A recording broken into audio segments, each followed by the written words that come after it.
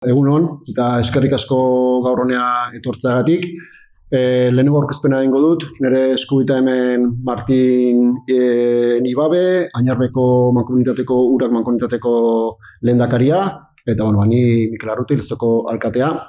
Gaur ona dituztegu, sinatu dugulako garai batean, 2022an Lezoko udalak eta Añarbeko Urak mankomunitateak sinatuzten hitzarmenari egindako gehigarri bat.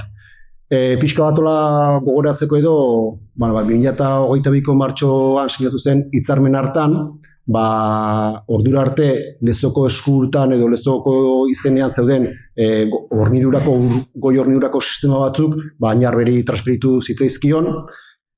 Hitzarmen hartan Añarbe konpromiso batzuk hartzen zituen, eta gaur egun ikusi da, konpromiso haiekin inbertsio batzuk egiteko konpromiso hartu zuen, eta gaur egun ikusi da, hitzarmen haietan agertzen zen inbertsio horiek baino, alternatiba batzuk edo onuragarriagoak edo mesedegarriagoak zirela. Eta orduan gaur sinatu dugun gehigarri horretan, alternatiba hori agertzen da eta adostu dugu, ezta? Esan, inbertsio horiek gutxira bera 5 milioi eurotakoa direla bezarekin, 10 aktuazio edo jasotzen direla inbertsio horietan, eta hori dela nolabait bideratua Lezoko ur saneamendua, ur oditeria, ur hornikuntza hobetzeko inbertsioak direla. Udaletikan ongi baloratzen dugun inbertsioak dira, pozik gaude, zeren inbertsioarekin ur hornidura hobetzearekin batera ere, beste inbertsio garrantzitsu bat ere jasotzen da. Eta guretzako benetan hori aipagarria da, zeren hor, saneamendua ere jasotzen du. Eta da, Altamira auzoa, Lezoko auzo bat, auzo hori ere izenetikan euri-urak eta ur zikinak nasturik isurtzen ditu badiara, eta hitzarmen honetan jasotzen inbertsio horren bitartez, saneamendu berri bat egingo dugu Altamira auzoan.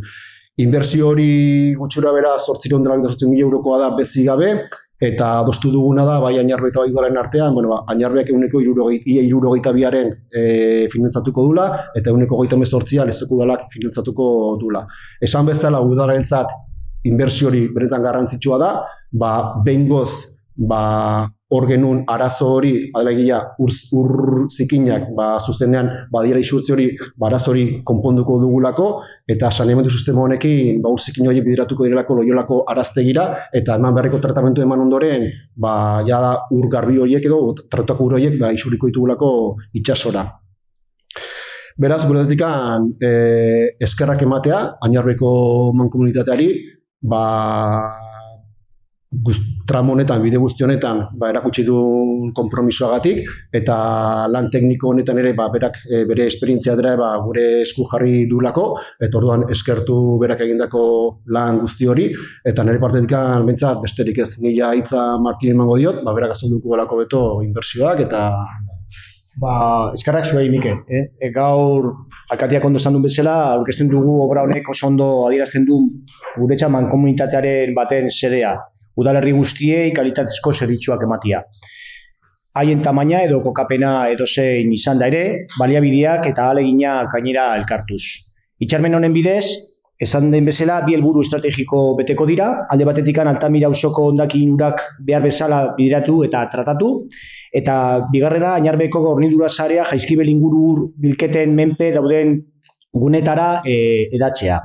Altamirako obrek saneamendu sare bereizi berri bat eraikitzea dute helburu, hondakinen ura jasoko dituena, eta egungo kalitatezko euretako bakarrik erabiliko da hemendik aurrera. Beak esan duen bezala, ur zikinak Loiolako edarrera jungo dira ondoren, eta tratatu ondoren, itsasora. Proiektuak 530 metroko kolektore nagusi bat dauka, igerilekuak ura jasotzeko adar gehigarria bat ere sareak behar bezala bereiztea direla ziurtatzeko hainbat hartune biltzen ditu, jarduera horren onuradun izango dira biztalean bizi diren auzotarre guzti gora bera 500 auzokide inguru gaur egunean.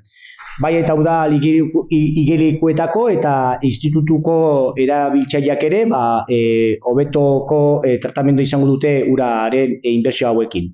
Gainera, telaginte sare bat instalatuko da, dagoen Añarbeko hornidura sistemaren konektitatea hobetzeko, guretzat hori ere garrantzitsua delako.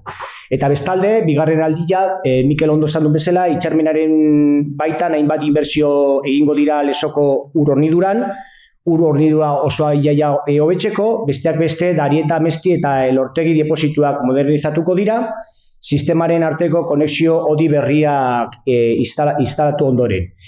103 poligonoak sarea ere berritzea eta Darieta hirigunearekin lortzen duen eroan bide nagusia gaina aldatuko da. Jarduketa hori esker, hornidura indartu eta kalitatezko ura bermatuko da udalerri osoan. Azpiegitura hauek gainera zuten aurkako babesa hobetuko dute eta hori ere bere garrantzia dauka. Eta Jaizkibel inguruko irtuburuetan dagoen presio arinduko dute ere bai. Eta hori natural aldetikan hobekuntza bat ekartzen du ere bai. Hitzarmen eskaintzen duen ahalegin ekonomikoa eta teknikoa ezaguna da, berak esan duen bezala guztira iaia 5 milioiko inbertsioa aurreikusten da. Horietatik 4,5 milioi izango dira Añarbeko komunitatearen kontura eta gure aldetikan argi daukagu hori dela mankomunitate baten helburua, ez? Eta beharrezko bidea hau dela. Hitzarmen hau posible egin du bai Añarbeko mankomunitatearen konpromiso sendoak, baita Lesoko udalarenak ere bai.